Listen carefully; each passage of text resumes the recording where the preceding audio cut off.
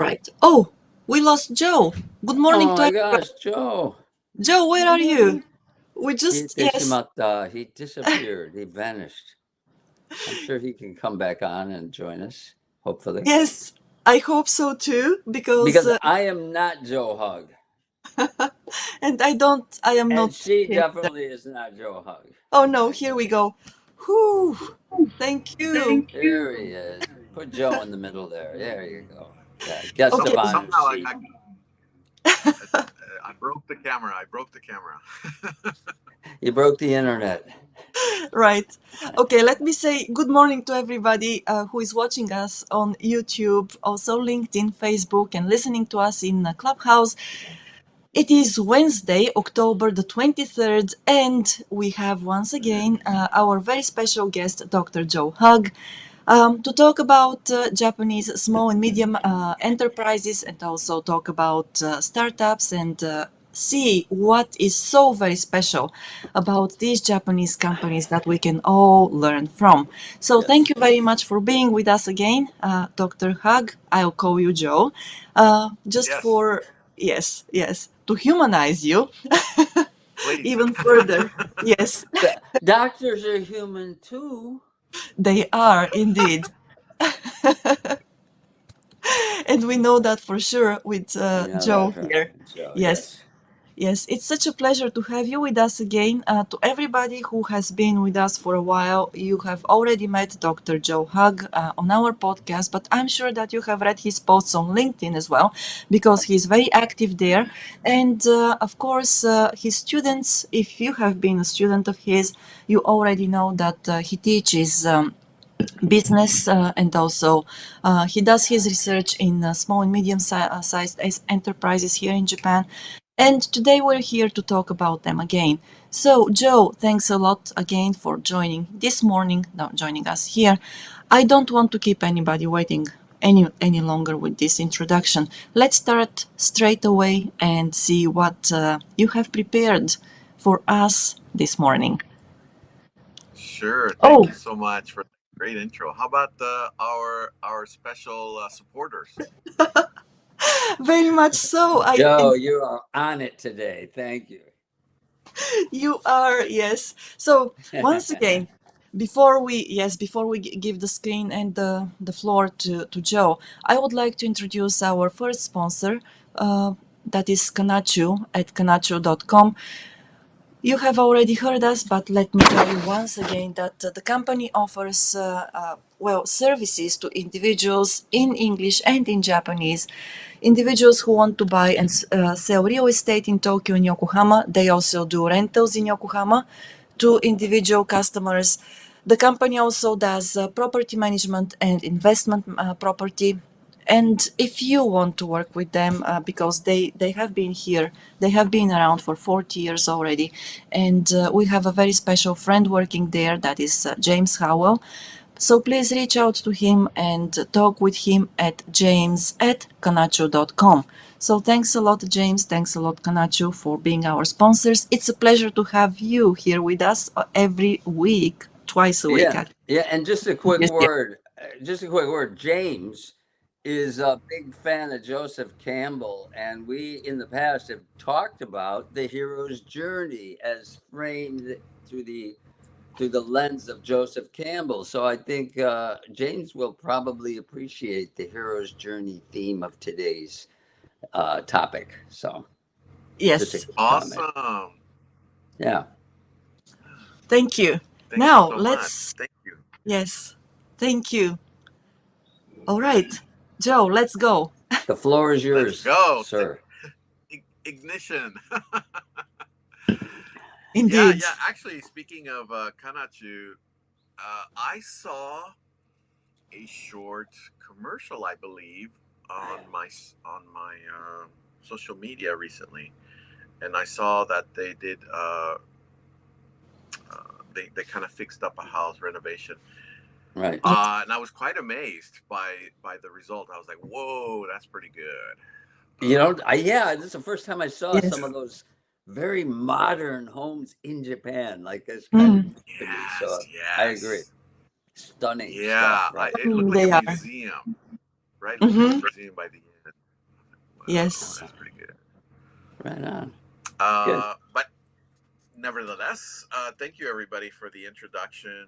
Yeah, Joe's fine. Thank you. Thank you, thank you. Um, and today, yeah, I'm so happy to bring you another one of these great stories of the result of an interview that we recently did, or shall I say, my graduate or my research students did, and I send them. I try to send my research students here and there and meet these great uh, SMEs. Again, for those of you who are joining us for the first time, or maybe not, but the SMEs that we specifically research are those that are older than 50 years old. Um, of course, we get excited if they're 100 years or older. But the whole purpose of our research is to, one, learn what keeps them going. What is um, the reason for their longevity, the leadership lessons that they can give us, the innovative ideas that they come up with. But Mhm. and then kind of match that to the entrepreneurial ecosystem that's being growing here in Japan. And then we often see a lot of similarities. So I hope that this is not just for the business minded people, but also for the entrepreneurial minded who can see that an exit strategy or going IPO is not really the only way. If they really believe in what they're doing, that they can just say, I'm going to keep this and I'm going to keep it for as long as I can, and Right. possibly pass it down to some family member down the line, Right. uh, which is what we often see with these SMEs. They pass it on to a Yes. family member. Yeah. So, slide one, I guess we could start there. Let's do that. Yeah. Okay, so this company is nearly 70 years old, and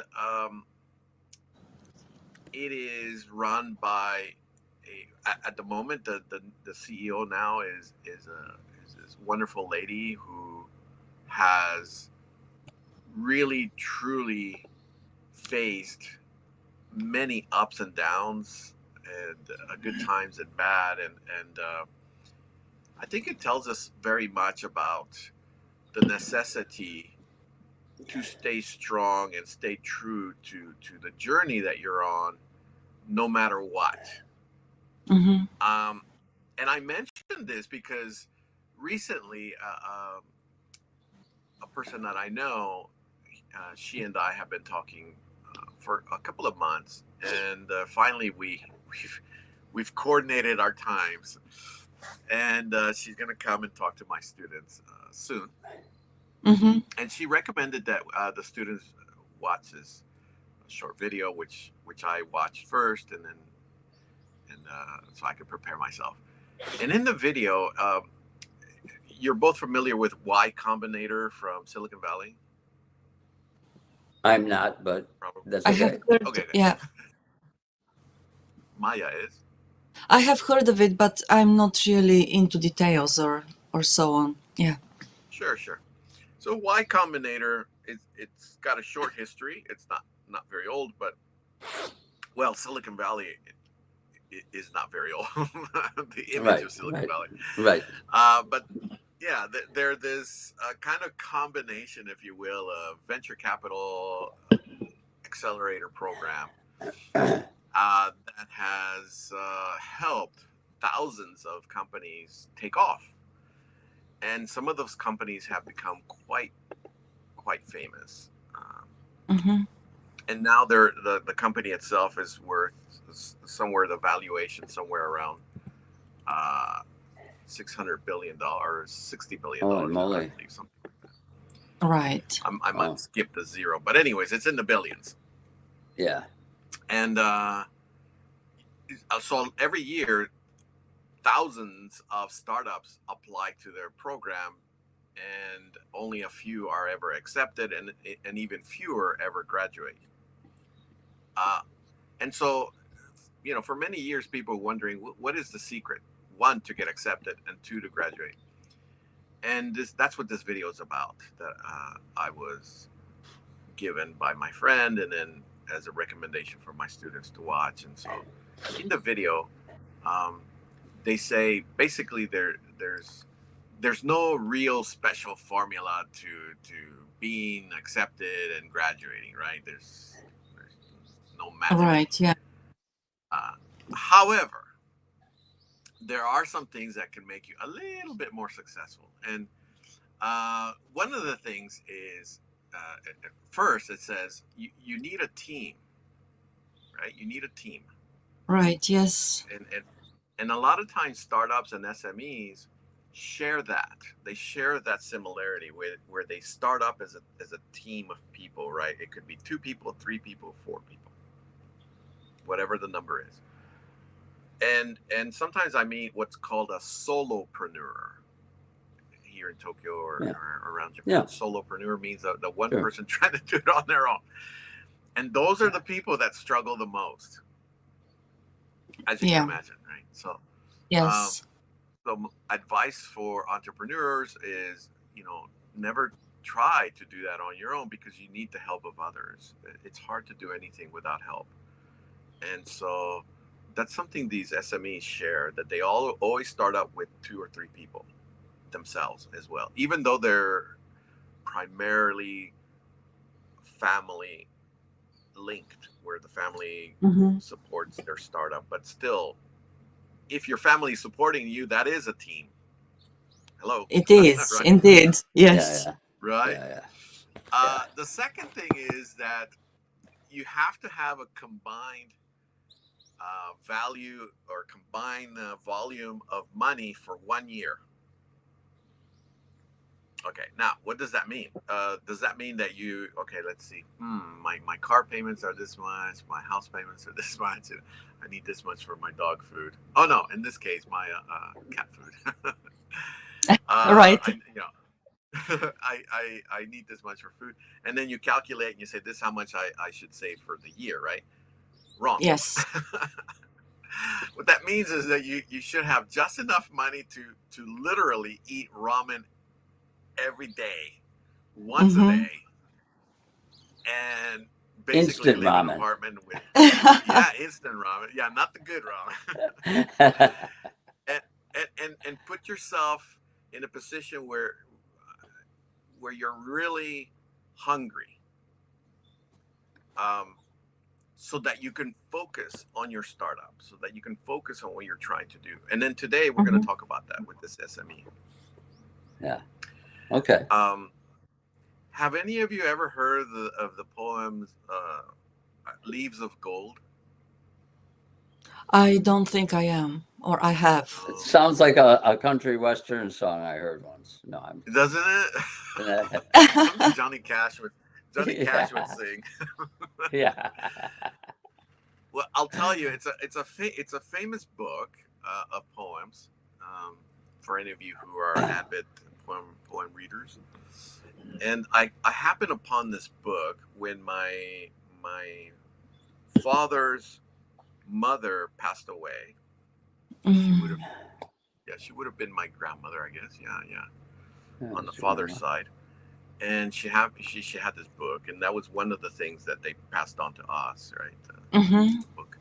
And I read it, and I think at the time I was 10 years old, I think. In that book, there's a poem called Tiger, Tiger. Tiger, Tiger. And okay. Yeah.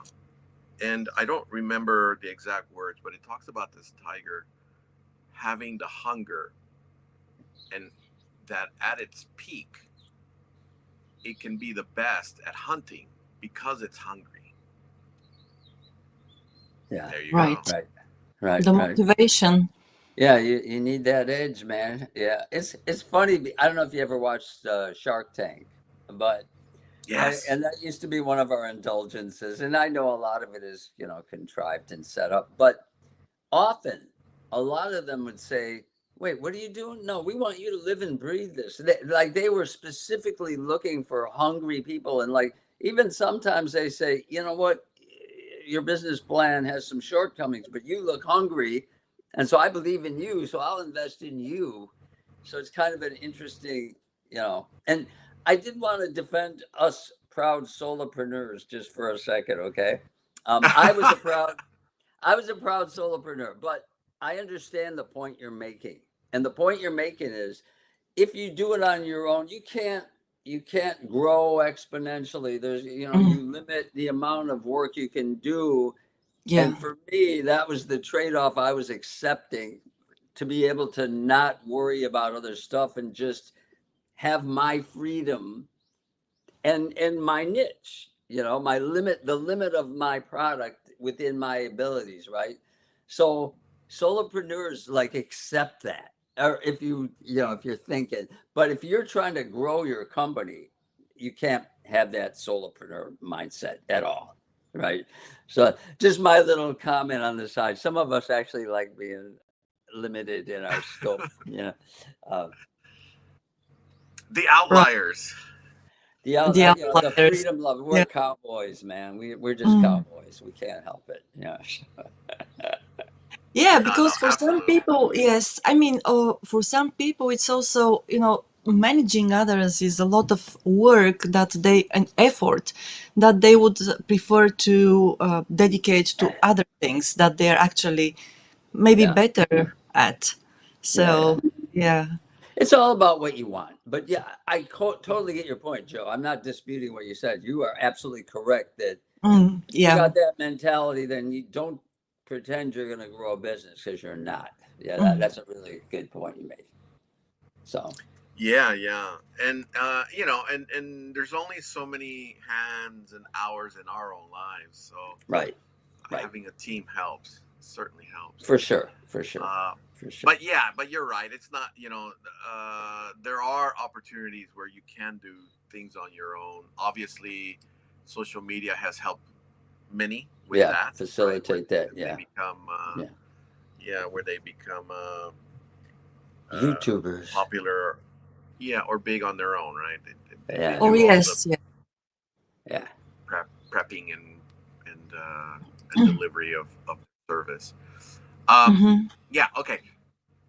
Back to the video. So 1 year's worth of cash, right? So team, 1 year's worth of cash. The other thing is that Y Combinator is looking for people that have or are about to quit their jobs, Hmm. which is the big step, right? The big step Yeah. is: are you Talent. really ready to give it all up? Are you that serious?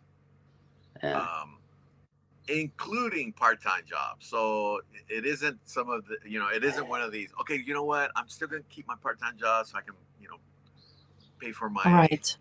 my motorcycle payments. Right, Yes. right, right, No, right.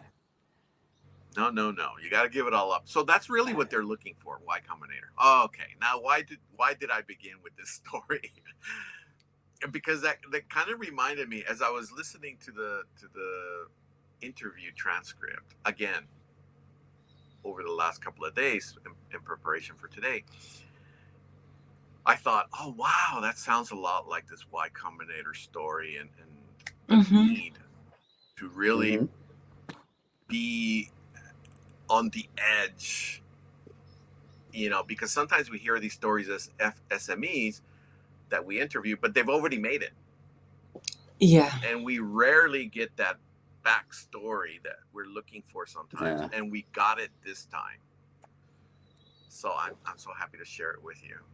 Okay. Unfortunately, as always, I cannot say the name of the company That's All okay. right. No without problem. We without don't their need to know. permission. Sure. Of course.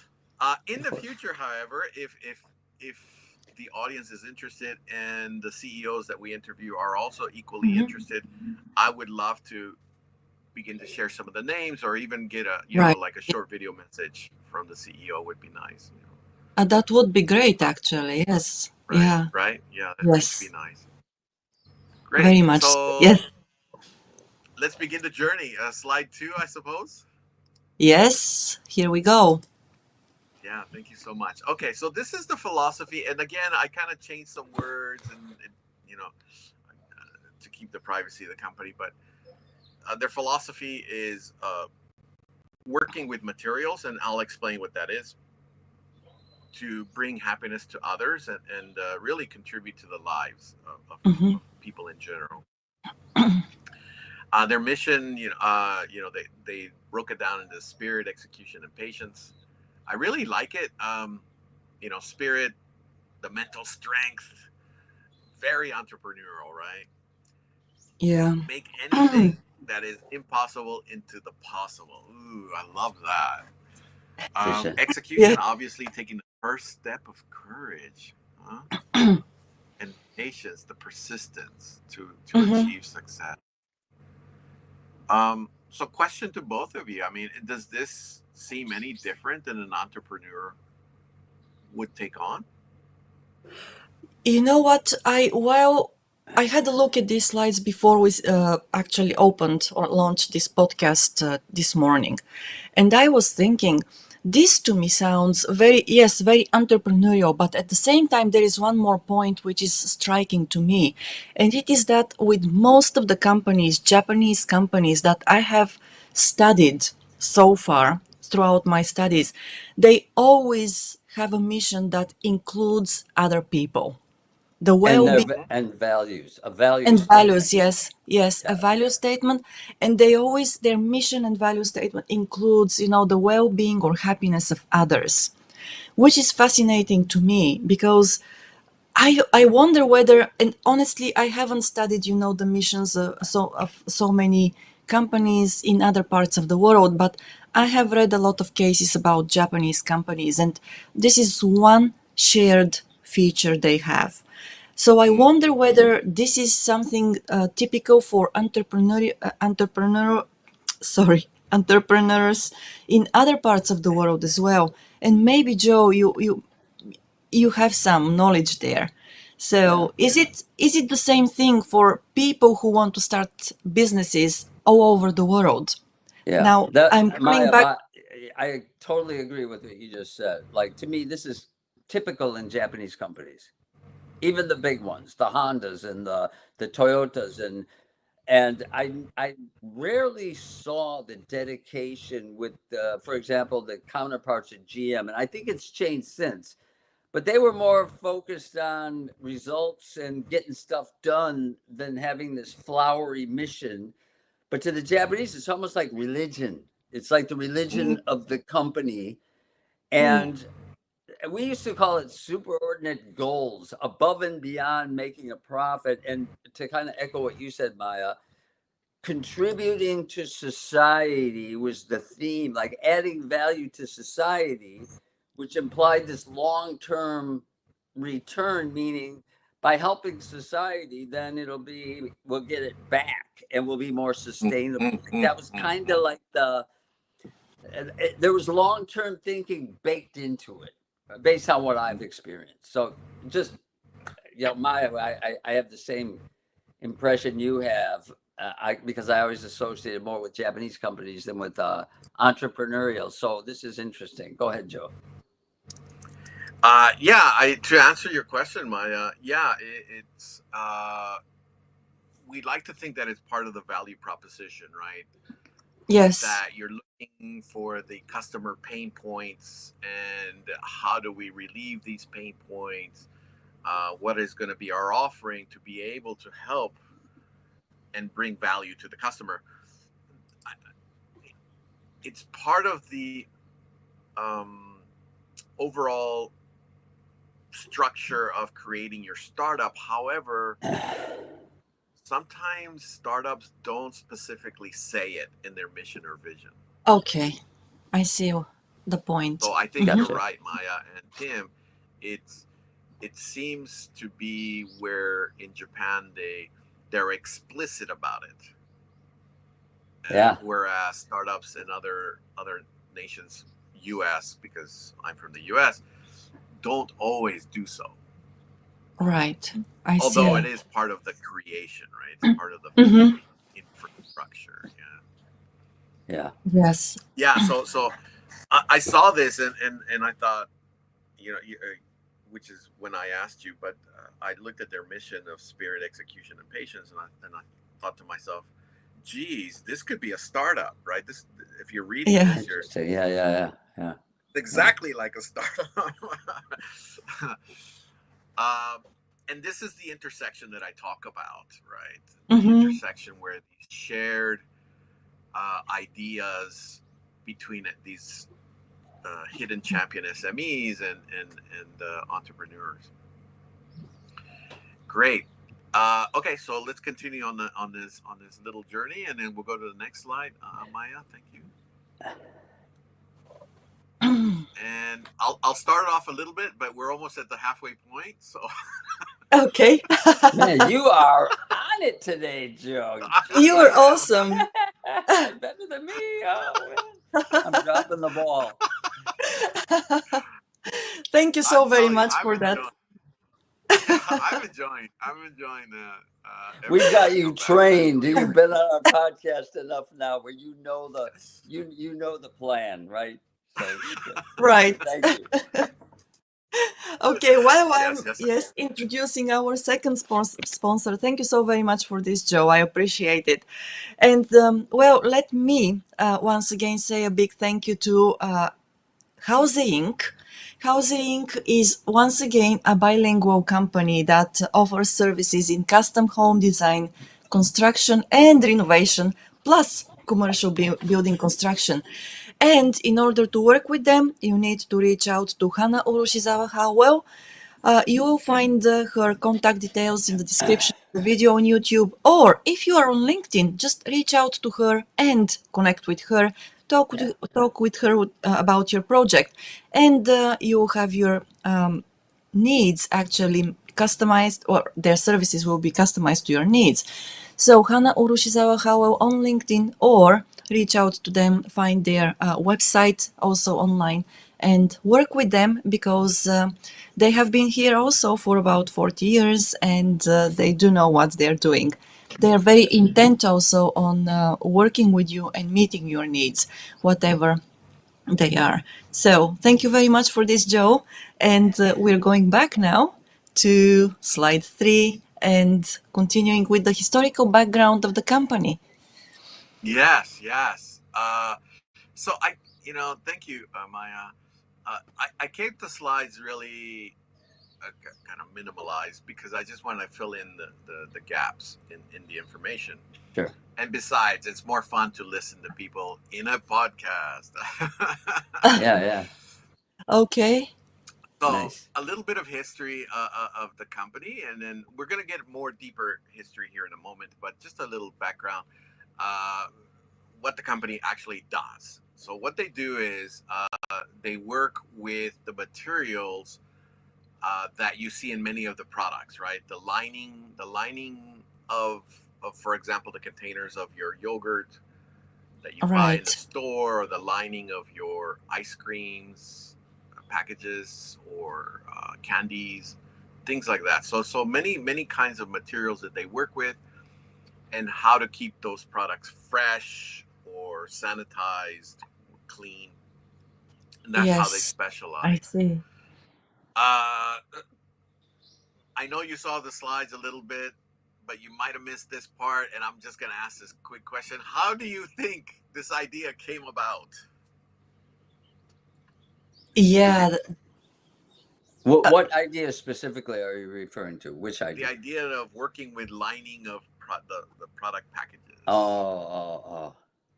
I don't know, but it's a crazy idea, and maybe I'm totally off topic. But is it because of kimono and clothing? Oh, wow, cool. I'll answer yes or no in a moment. Tim? Oh man, I don't know. I would see. This is how unartistic I am. I don't know if that's a word, but I was thinking more some kind of electrical lining installation. So my mind went in a different direction than mine. But Maya gave a much Wow, better very answer than I technical. did. I worked in automotive, so we used to deal with stuff like that. But go ahead. I know I'm wrong. Hey, Maybe I am, use Tim. use use what you know, right? Use what you Right, right, know. right, right. Well, unfortunately, you're both way off. Oh, okay. but Okay. but to be honest, if I were to guess, had I not known the company, and even I consider myself one of those visual learners. I love visually understanding things. I still wouldn't have guessed. Just so far, and that's the beauty, I think, of startup ecosystems, is that sometimes ideas come from just these unusual directions or locations. You're like, whoa, where did that come from? And again, this is another shared similarity with SMEs. People might think, oh yeah, SMEs, yeah, it's a simple idea, and they just built upon it. No, not really. Sometimes it just comes out of nowhere. Yeah. And so, to me, I found it interesting. I did not know that this was a thing. I thought, for example, the yogurt company made their own lining. You know, Yeah. they make the yogurt, Right. the package, they make the lining. Hey, but that's not the case. And so there you have it. You learn something from these interviews, and you begin to appreciate the product. Yogurt was the answer? No, no, no. Oh, no. Okay. I just happened to pick yogurt, but okay. Okay. Because we have a Bulgarian the in the house here. Yes, definitely so. The next no, time but what you buy them, yeah. You were wondering? I'm wondering because even now, I mean, we consume yogurt at home, every day. I'm from Bulgaria, after all, so we cannot live without yogurt. But the thing is that when I open a new cup of yogurt, and no matter how much I have tumbled that cup of yogurt before I opened it, when I actually, yes, when I get, I open the aluminum cover, there is like, it's sealed, right? Yeah. So there is absolutely no yogurt on it. So, and I always wonder, how is it possible? Because sometimes, when the cup just turns down, and then you imagine it's logical that the yogurt which is in it, it is semi-liquid, right? So, and then it touches that seal, aluminum seal, and then once you prep it up, once it is like 90 degrees on the ground, and I open the seal, then there is nothing, no yogurt, no traces of yogurt on the seal. That's hilarious, Ma. You're like a yogurt aficionado. Yes, I am. I am not like that. I am actually. No, She's but to looking me, at the because details. right, but again, it is part of the packaging, right? And this is the lining of that seal, of that cover, which seals the cup of yogurt and keeps the yogurt fresh. And so, how do they do that? Actually, I always wonder. Yeah, I actually saw TikTok. I actually saw a TikTok video about that. Like somebody said, Yes. Japan is in 2050. Look at this, and then they open the package, and it doesn't stick. Right? There is nothing there. No traces of yogurt on the other side, the inner side of the lining, or whatever. I mean that. Yes. Attention to detail. Wow. Yes. Of course, right? Interesting. And that's, Yeah. I think that's the beauty for us to both appreciate the next time we consume these products and think about it, but also to see the possibilities that are out there. Somebody came up with this idea because some customers probably complained and said, my candy is sticking to its wrapper, my ice cream melts too easily, or whatever it was, the complaints, and they listened and they created these solutions. Yes. So yeah, that's impressive. Okay, so I'm not gonna give you the answer just yet. Oh no! Okay. Oh, come on! But it's not yogurt. Okay, let's go on with the mystery. We've ruled out yogurt as a suspect. You know what's gonna happen? I'm about to give you the answer, and then the internet is gonna go down, right? Just across the world. Or we have to switch to commercials or whatever. Something like that. And then when we come back, we're going to say, see, I told you. What? Yes. Okay. Let's go to the next slide. before I do give you the answer, and before we do get into the little details of the journey of the company, one thing that I heard throughout the interview is that they always had in mind of how to help others, always.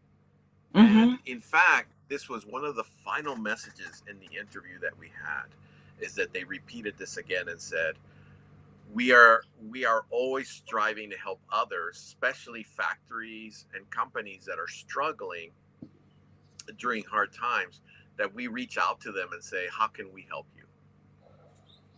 And I thought, Okay. wow, Yeah. any other place they would be the competitor, or they would be, you know, we don't want to share our secrets with you or our factory space with you. But Indeed. Yeah. uh, they said, yeah, and they did. And we'll talk about that here in a second. They did reach out to companies during hard times and help them, Mm-hmm. local companies near them. Okay, next slide, I guess. And then now we get into the small details. Yay. And Shall this is I? the hero's journey. Okay. Yes. Is this slide right, or should I go to the next one? Oh, the next one, please. Okay. Here we There we go. go. Okay, so just for any of you who may not be familiar with the hero's journey, I know most of you are, but a few may not have heard of it. It's this concept that is used in written works, in film, Myths and yeah. myths, storytelling, sometimes even in music, uh, basically Yeah. in all types of arts. That if you follow this um, this way of telling a story, it it connects with your audience that much more, because then they could easily understand the ups and downs of the journey. And if you look at movies and you apply this hero's journey, you begin to sense, yeah, I see what's going on. I can see the different stages, uh, from one to the next. Yes. Uh, and I in red boxes, I highlighted the parts of the hero's journey that I felt applied to the story that was told to us by the CEO. Uh, Obviously, not all the parts, right? We don't want the end. we we never want to highlight the end. Hopefully, they stay alive for many years.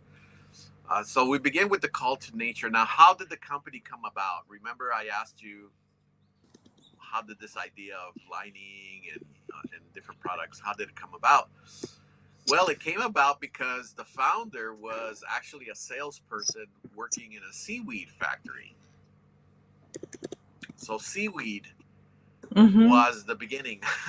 was Seaweed was the seed of this company.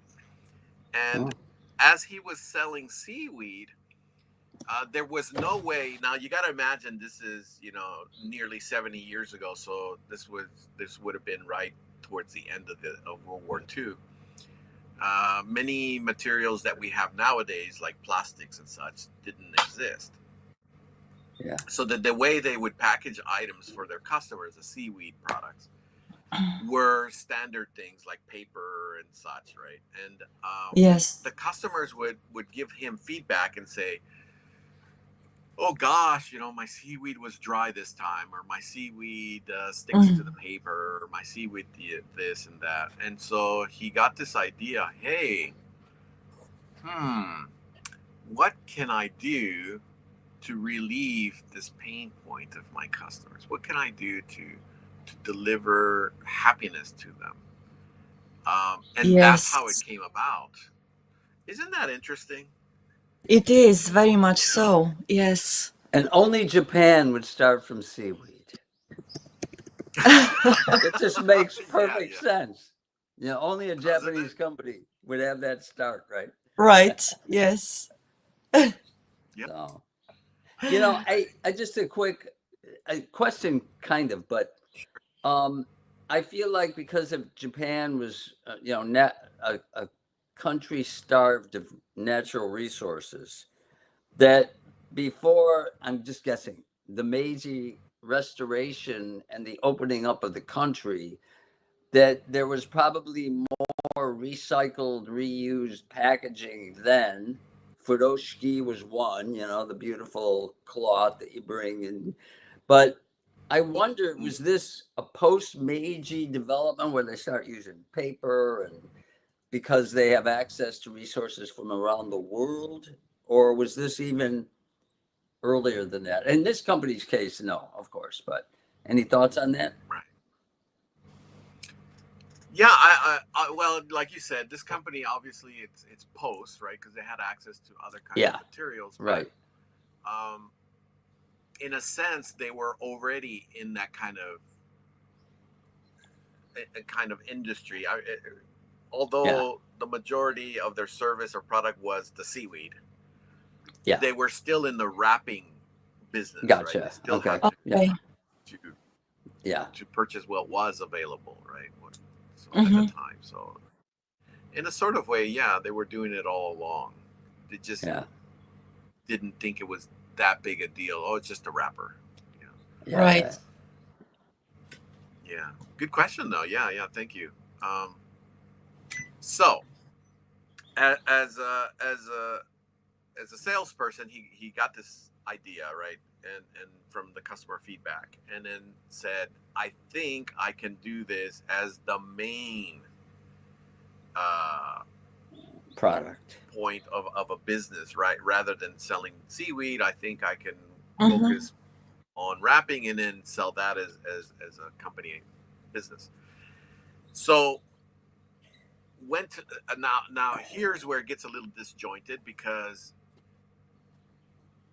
the subtleties of Japanese, I couldn't really catch exactly the relationships, but maybe I have to listen to the audio again and again.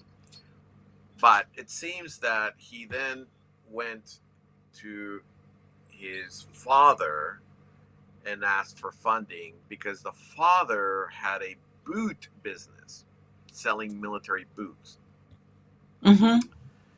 The father said, well, how about selling boots? Let's sell boots Oh, together. So okay. that Boots and there came seaweed. this point. Yeah, yeah. Well, yeah. He was trying to make it on his own, right? Right. Um, so there came a point where he had to one make a choice: stay with the seaweed Mm-hmm. as a salesperson, do it on my own life. Two, join the family business of selling boots, or Yeah. three, go out on the limb. And Yeah. just like Y Combinator, which I mentioned earlier today, Yeah.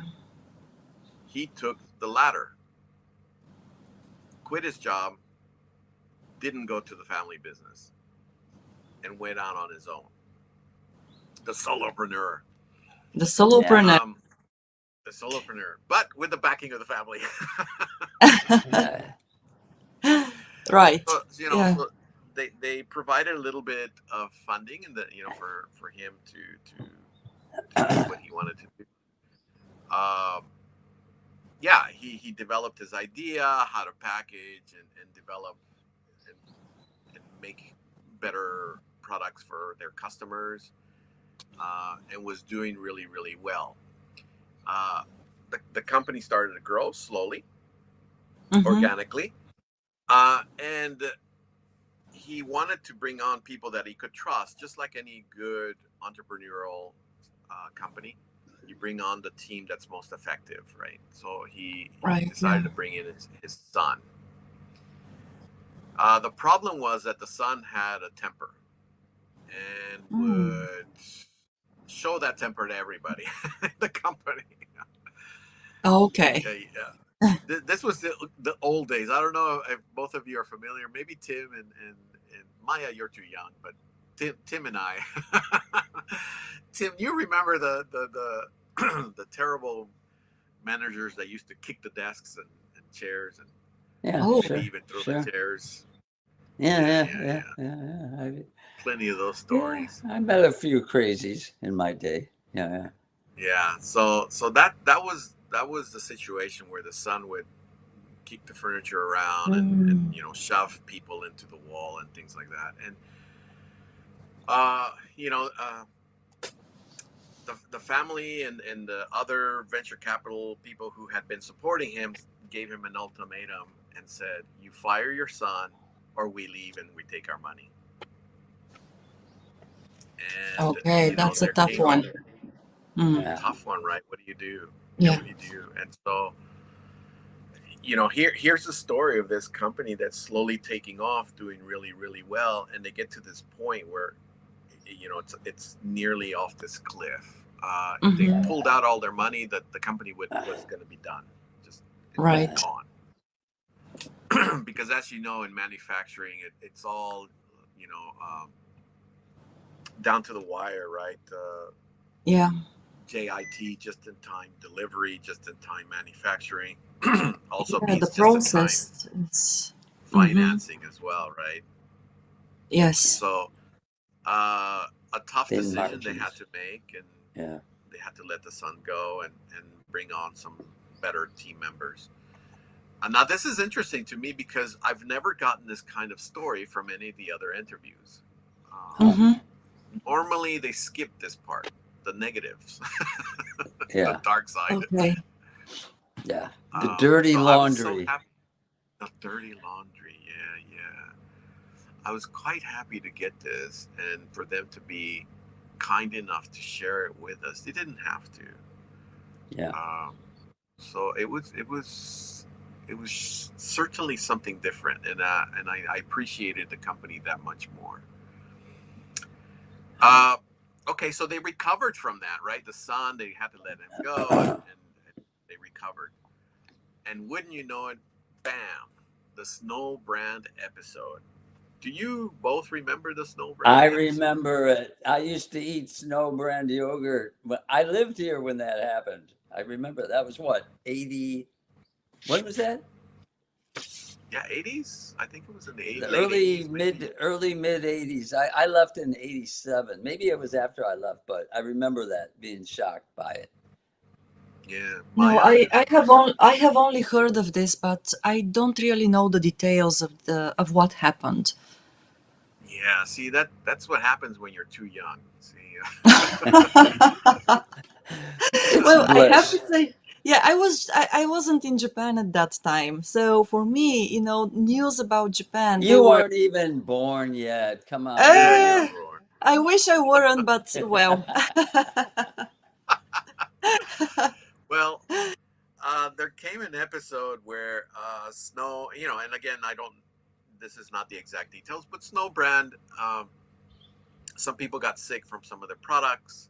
Yeah. There were some deaths, um, and they shuttered many of their processing and stopped Hmm. sales of many of their products. In fact, it was so tough on Snowbrand that it's taken them a while to recover, and Yeah. still Oh. they're not back to where they were, even Yeah. now, Mm. Yeah. because people relate, they remember that Right. episode. Yeah.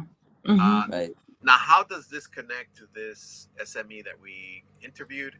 Is that the SME was providing with them um, with the lining, the Ah, lining of Right. of the products. So gotcha.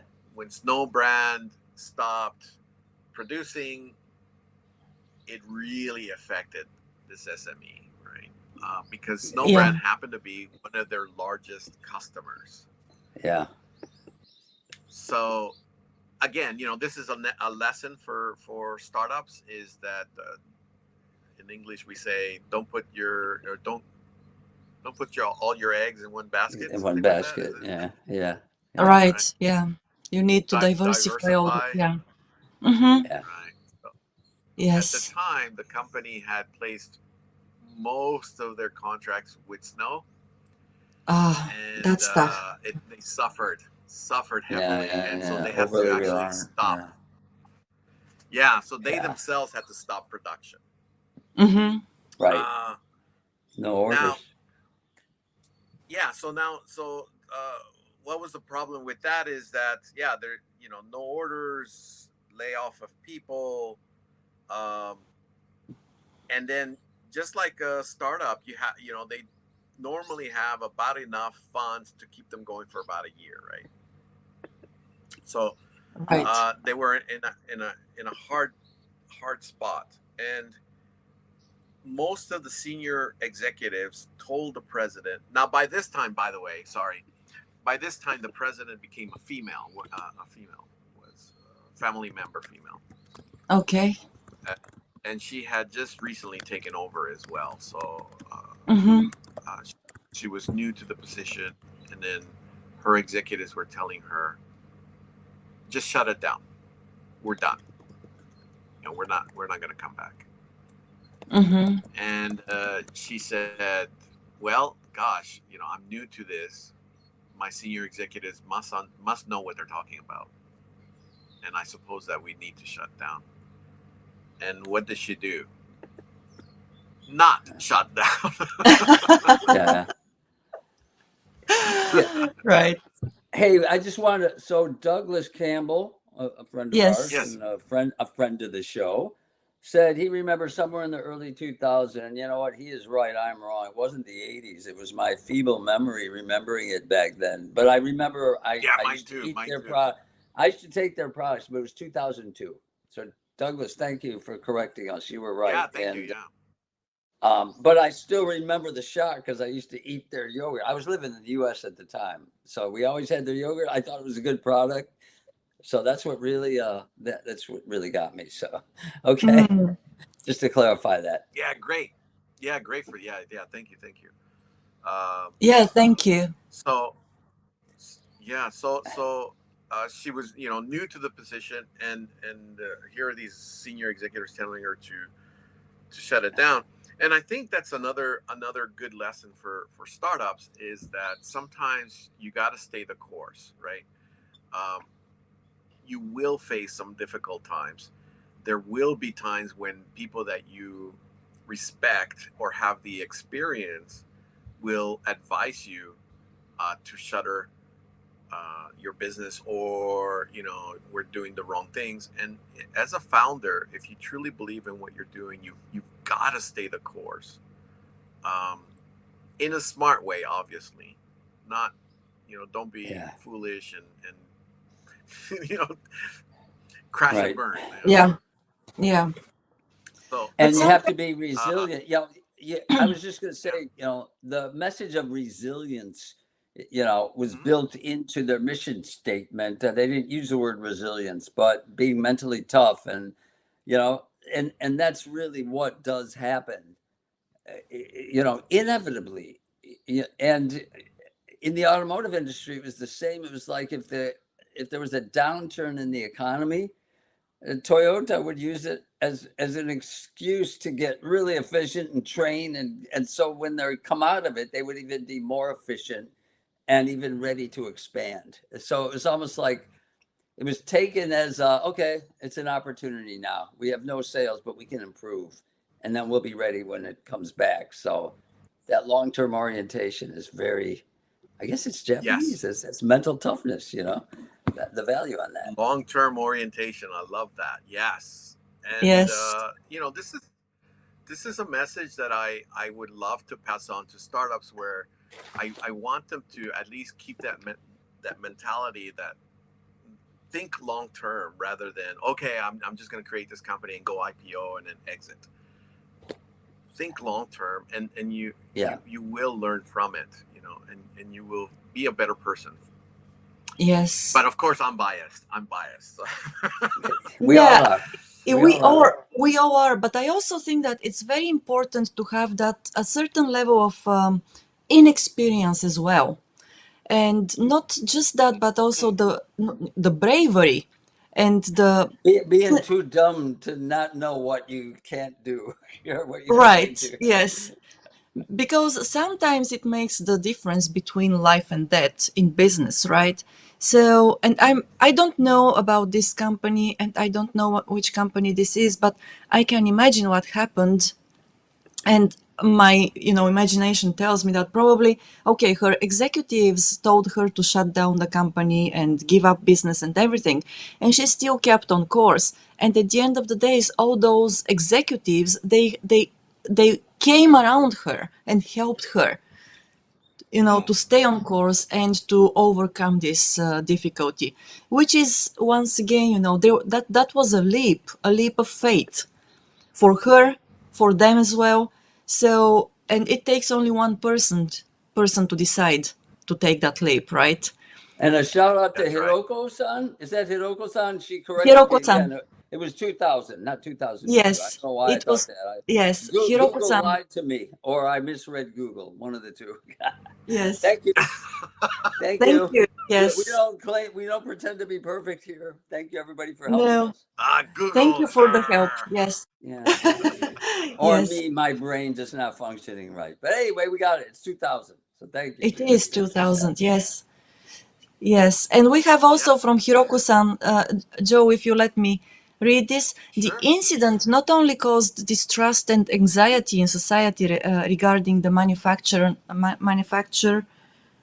of processed food products, the company is still suffering. One wrongdoing would be fatal for any company. I Yeah. was and Yeah. still am a big fan of the brand, though. I Yes, loved him until, even then. Yeah, I agree. yes, It's hard to Yeah, yeah. recover from absolutely. that. As I mentioned, yeah, they're still struggling to get rid of that part of their Mm-hmm. history. I love their cheese. Oh yeah. Oh, right. Yes, Their yes. cheese is But by the way, great. I was just gonna say, we see another value that is very important in Japanese society, and it's building trust. And once you Hmm. destroy that trust, recovering is, it's not impossible, but it's a long-term haul, and you got to really work hard at it. So, and just kind of another interesting. Remember, Tylenol had the poisoning problem, Hmm. and they quickly Sure, sure. got past it, and a year later, everybody forgot about it. Mm. So shorter term memories, maybe in my, maybe not, but yeah. Well, Hiroko-san, I thank you for think that context. I think in America it's not it seems like short-term memory, and the reason for that is because something else comes along. Yeah, right. If it's not one thing, it's another. Yeah, yeah. We're easily Exactly. So distracted. yeah. Like for example, I know a couple of years ago was oh, what's that famous Mexican restaurant that everybody likes to go to now? Uh, Chipotle. Ah, oh Chipotle. yeah, Chipotle. Yeah, Yeah. Chipotle had like a string, like year after year, all these people were getting sick, and look, Yeah. nobody's talking about it anymore. Like, Yeah, oh, you're Chipotle. right. Right. Yes. Well, That's maybe because that is something else came yeah. along. Yes. But Probably trust that's is the sacred here. It's yeah. sacred here. You It know. is sacred. And yeah, in Japan, I also I think it's very important because people, even though Japanese people, we tend to think that they're very forgiving and have a short memory, when it comes to failure. If, the perpetrator apologizes and takes a very humble approach and promises to improve, then people here forget very easily.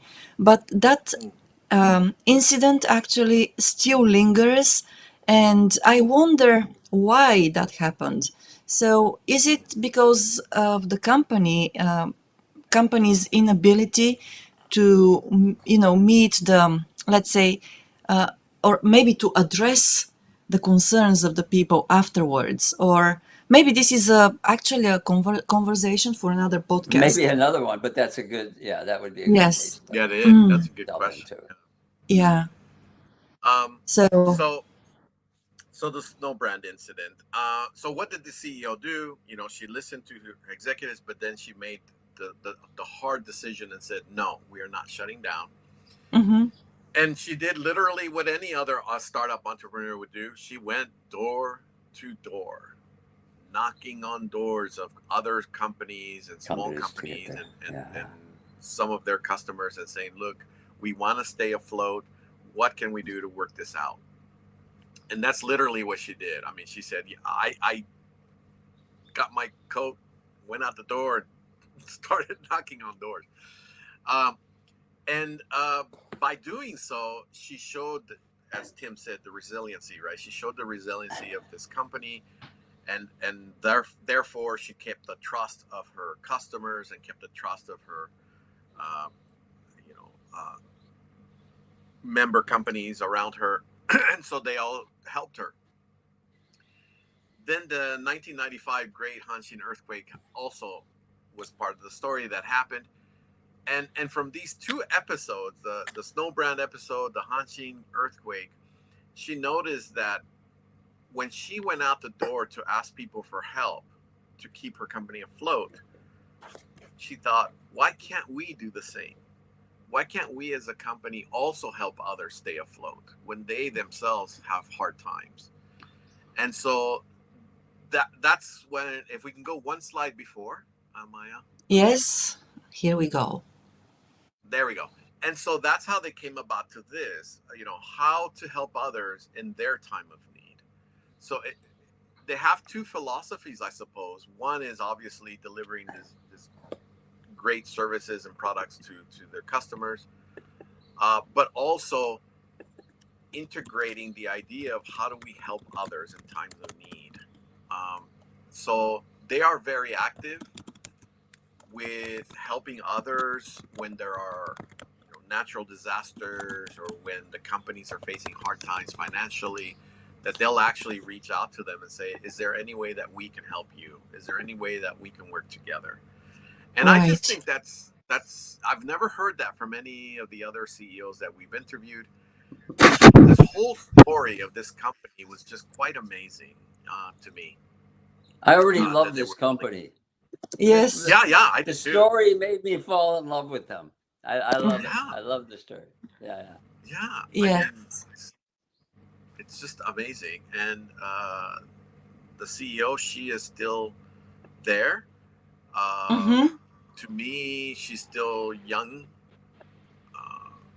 and the company will benefit from her leadership. I believe so. And, good for them. Yes. Right on. Yeah. So great story. There you have it. This great story. This hero's journey, if you will. We interviewed nearly 10 companies this time around, but this one to me really stuck out because we rarely get to hear the dark. Right? We the dark, yes, side of the story. Yeah. Yes. Yeah. No, but this is such a beautiful story too. And as Tim said, it is inspirational as well. And when I say inspirational, to me as a customer, I would love to use the products of this company. And the thing is that, I believe that, as you said, Joe, in the beginning of this podcast, when entrepreneurs set up their own business, they have this idea of helping the society and helping the people around them. Not many of them, or maybe some of them, don't express that explicitly, right? Don't say that explicitly, even though that is one of the main ideas and the reasons for their starting up businesses. But I also think it's probably a reason. One of the reasons for that is the age, because when people are still young, in their 20s, maybe 30s, even early 40s, they don't feel like having to say that explicitly, right? But once you move on, yes, Tim, thank you so very much. Tim needs to leave. I got to run, but thank you. I enjoyed today's talk. All right. Thanks. Thanks, we'll see you again. Yes. But the thing is that, the more experience we get, basically, the more we feel like we need to give back, right? And that's, of course, as business leaders at that point, it's also good to say it out loud and to say that your company is trying to do that. But I don't know how to, maybe I'm not expressing myself very well here. The point I'm trying to make is that as young people, when people are young, they have their ideals and they move towards those ideas. Sometimes the journey, or most of the time, the journey is not straightforward. It is, it is more like a spiral and so on. But once you get to the point of getting a certain level of experience, you really feel like giving back, really giving back.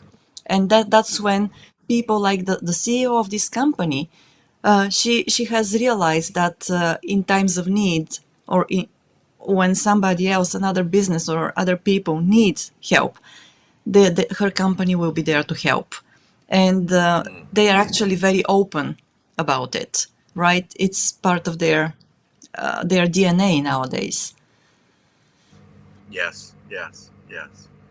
Um, which is something that normally don't hear, right, from other companies, because you would think that it's all very competitive, and Mm-hmm.